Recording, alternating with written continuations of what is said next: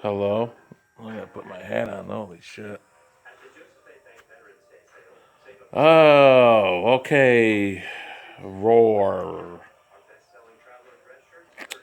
Jim, that sucks. I feel, I actually feel incomplete or bad about doing this without getting your thoughts on this. Sucks. I know how you feel. Been through that before. Even Don last week. Ugh. You make this. You put all your thoughts in there, and then something that comes up, and you just it sucks. Like what a waste of fucking time. So Billy Ocean wins in a sweep. A little surprised. I really thought Jim for sure would have picked Starship. So that's why I'm really bummed I didn't get to hear his thoughts on that. So anyway, where do I begin on this? How did Don? You hate that song? And what does it mean? Like such a Bob song, sappy Bob. What? That's twice you've said that. You said it seems like you say that when I give a song that's what do you call that? It's obviously slower. When I submitted the Rod Stewart versus Foreigner, he's like, those are Bob songs. Like, is it because they're depressing? Is it because they're depressing? Yeah, I tie that in with Bob because he's a fucking depressing guy. But that Sarah song is so good.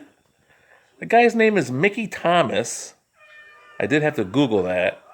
But you guys, and I'm again, I wish I would have heard Jim because Jim probably knows this more than me. But Starship and Jefferson Starship and Jefferson Airplane they were all the same group. Grace Slick was in. I don't know why Grace Slick. Remember that song? I hate that song. Oh my! It was voted like the worst song of all time. I think it was called "We Built This City on Rock and Roll." That was Jefferson Starship. They just went back and forth, kind of like Prince, switching like Prince and the Revolution and Prince, and then this fucking artist formerly known as Prince. But it's all the same group. But I don't know why Grace Slick wasn't. I don't know, but it's all the same.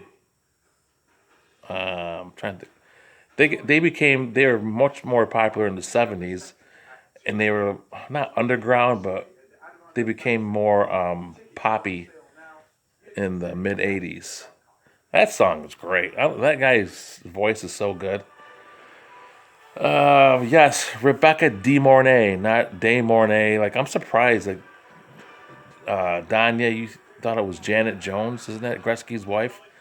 She was more of a gymnast. I think she starred in that one movie with Mitch Gaylord in the '80s. I forgot. Mitch Gaylord was a another Olympic star athlete, gymnast. But anyways, I'm all over the place here. Jay, you man, when I watched your review and you said and you made the analogy with the Papa John's guy, I'm like, what the fuck are you talking about?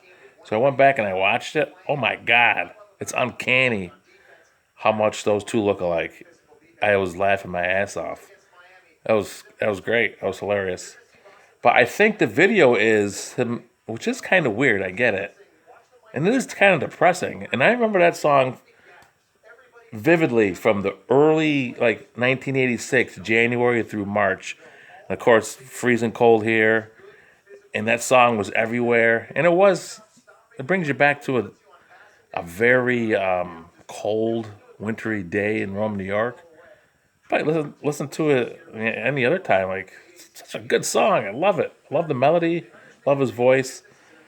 I think it's just him reflecting on. I think he lost his mother in the tornado, and he's reflecting on missing his mom, and now his girlfriend leaves him. Maybe both their names were Sarah, but I think he's just like very depressed, and that's what I took from the video. But I think they did kind of maybe too much. They did try too hard, but how sexy was Rebecca De Mornay, especially in those last few clips? Oh my God. She was, yes, in Risky Business when she was very young. Oh my God, so sexy in that movie. And then Hand That Rocks the Cradle, she was in as the nanny. And she was in a movie. I dropped so many loads of this movie, and I can't find it anywhere. It was on HBO in the, I think it was late 80s. It was called something like On the Sixth Day God Created Woman. And holy fuck, she was just fucking everything, everywhere, every position. It was, I mean, it's probably hard to find now because it's so sexual. I don't know where you would get that movie, but if you want to do any research, on the sixth day or seventh day, God created woman. It just starts with her fucking this guy in the hall, like some secluded. Anyways, I want to get a boner when I do this. Man, so much to say about your guys' reviews. Don, what else did you say? Yeah, Billy Ocean and Jay. You know what? Yeah, we took him for granted. He had such a soulful voice. Obviously, Caribbean Queen was probably his top hit.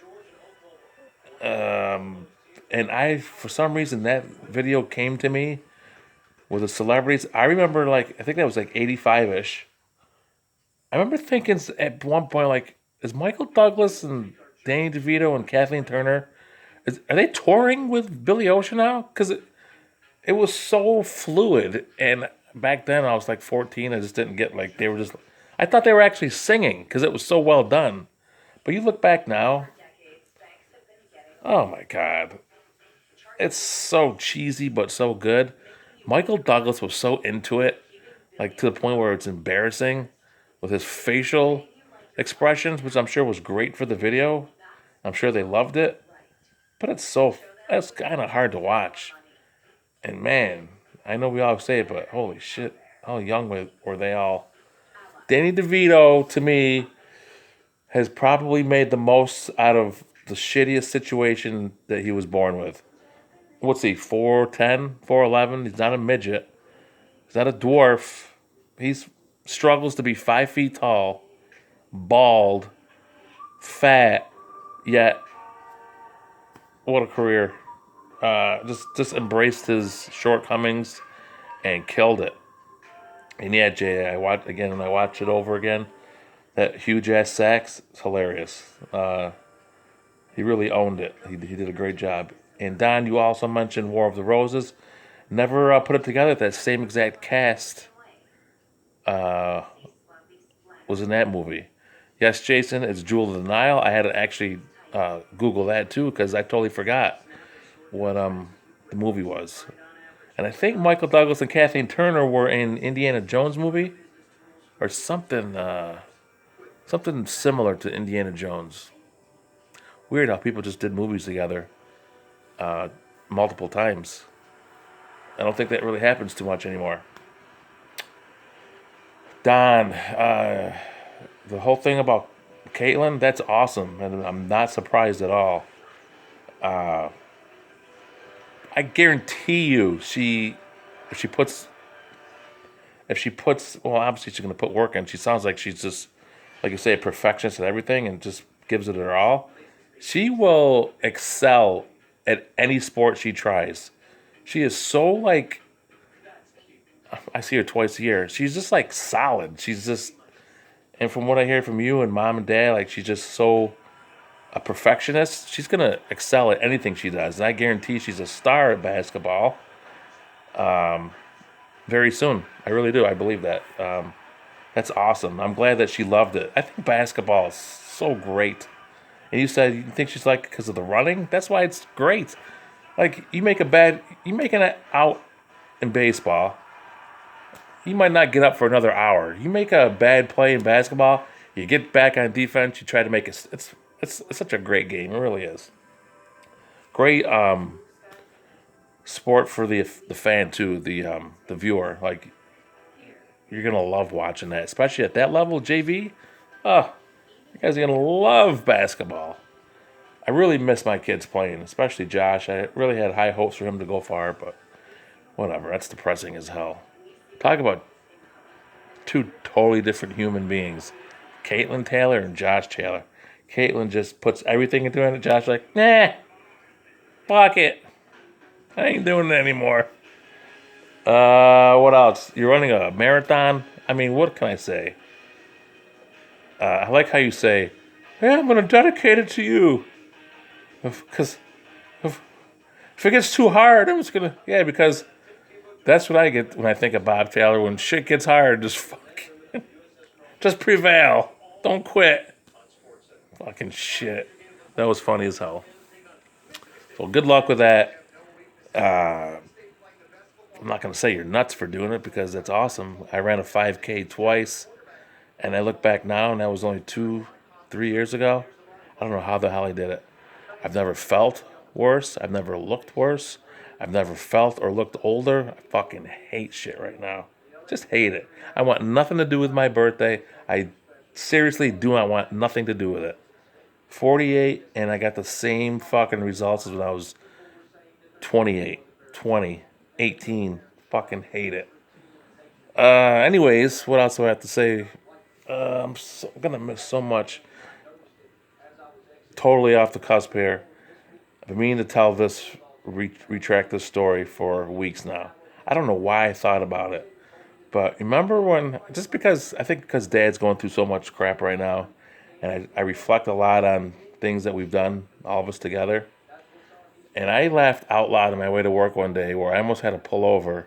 And it's not going to sound funny to you guys, but I remember going and getting our our tuxes for Jason's wedding in Miami.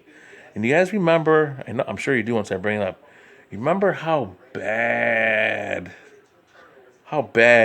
Dad's fucking feet were stinking when he took his boat shoes off? Remember that awful fucking stench of like cheese and mayonnaise and sourdough it smelled like? It was gut wrenching. And we just crushed him for that, and it was so bad that we did that and funny at the same time. And I know he felt bad about it. And then I remember we were driving back home, or maybe we were going to get lunch, and we were at a stoplight or something. We saw this guy who, I'm assuming he was homeless. This black guy, I think he had dreads, beard. It just looked like he smelled. I mean, just and Dad, Dad saw his out. Like it was like, okay, here's this guy, and Dad made a comment. Oh, look at that guy. Oh, he said something. I don't know what he said, but I think he was just trying to get the attention off his feet. Bet you that guy smells bad or needs a shower or something to that effect. And Jason, without batting an eye, said, "It's like, yeah." He goes, "I bet you his feet smell better than your feet, though." Like, what the fuck? That was like just fucking salt in the wound. I thought about that for some reason. It was so clear in my mind. And I laughed my ass off. Then I felt bad about it. I don't know. I see Dad a lot, and it seems like every time I see him, he looks older and older, and it just sucks. But, oh man, that made me laugh so damn hard. So, anyways, guys, I'm sure I'm going to miss something I wanted to say about your guys' reviews. Rebecca De Mornay. Starship, that song is so good. I'm disappointed that you guys didn't like that song. Oh yeah, Don goes next week, and then we're done with this bracket, right? So my advice or suggestion is maybe Tuesday night or Wednesday night before Thanksgiving we do our call. I gotta work Thanksgiving anyways. I'm off Monday night, Tuesday night, Wednesday night, so that's good for me. Just throwing that out there. I guess that's it. If there's anything else I can think of, I will put it in a text. Jim, hope you get your phone fixed.